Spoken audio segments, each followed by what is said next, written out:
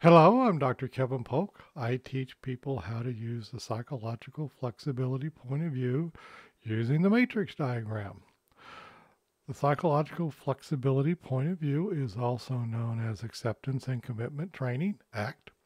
First, I'm going to show you how I show others the point of view. After you learn the point of view, then you can watch the later video chapters about the philosophy and theory of language that the psychological flexibility model is based upon. You will not see me during the rest of the videos. You'll see my whiteboard over there because I almost always use a whiteboard when I work with others in any setting, school, business, anywhere. I use a whiteboard. I'm using a virtual whiteboard now because it's on the computer, but usually I have a physical whiteboard.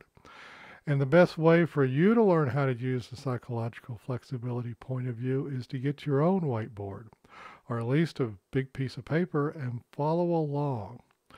Later, it's best if you practice drawing the point of view without this video, that is, drawing the point of view and saying the words.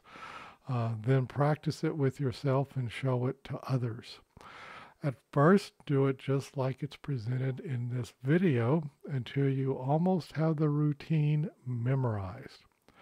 If you have ever taken martial arts, you will see this is like learning what's known as a form or kata. You repeat the same motions over and over and discover cool stuff. And as you do this, you'll make the presentation your own.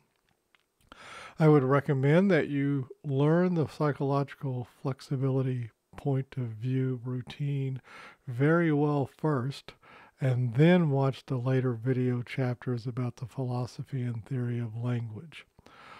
That's just me. You can choose how you want to do it.